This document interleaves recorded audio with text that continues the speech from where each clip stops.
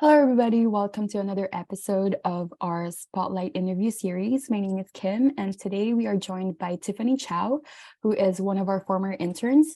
Tiffany actually just finished her internship this past October. So in this interview, I'm going to be asking her a series of questions that's going to highlight her work in environmental activism, particularly focusing on her work with OC Habitats. So Tiffany, my first question is, what is your educational background? Yeah, I'm a third-year ecology major at UCLA, and ecology is the study of how animals interact with their environment. What moment in your life made you want to protect the environment? When I was 11 or 12, my dad built me a little bird feeder, and I set it up in the backyard, and I spent a lot of time peeking through the window and spying on the birds, watching them eat and sit in the feeder and sort of just hop around on the ground eating. And I realize now that those birds are actually house sparrows, which are invasive, but getting that exposure to wildlife early on was really impactful on me, and it made me want to keep protecting the environment. Would you say that that's the first experience that really got you into studying birds? Yeah, definitely. The first close-up interactions with them. Okay. Third question is there a person who has influenced you in your environmental activism? Yeah, so probably the most influential person is Sir David Attenborough. And if anyone who's watching doesn't know who he is, he's a British broadcaster and natural historian, and he narrates a lot of the documentaries that are shown on BBC Earth. So when I was growing up, I saw a lot of his documentaries, and it just made it so much more interesting and inspiring to learn about animals and the environment. How long were you with OC Habitats and what brought you to our organization? Yeah, so I've been with OCH for about 8 months now. I was working at an animal hospital, and my boss said that one of her clients runs an environmental conservation organization. So I checked it out, and I was really excited for the opportunity to learn more about California's habitats and to do my own project with the organization. How would you describe the work that OC Habitats does in Orange County? I would say OCH as a whole, everyone here is very passionate about what we're doing. I think OCH is a great tool for students to learn about the environment and to get their feet wet in all sorts of different aspects of conservation, like the education, monitoring, and restoration. So it's a great stepping stone for people to get into the conservation world without actually knowing what they want to do exactly. So it's a great tool for people. And would you say that your work with OC Habitats has kind of helped you in your classes in a way, like the concepts that you learn in the classroom? Yeah, it's definitely taught me more of the real life stuff as opposed to just the ecological theories that we learn about.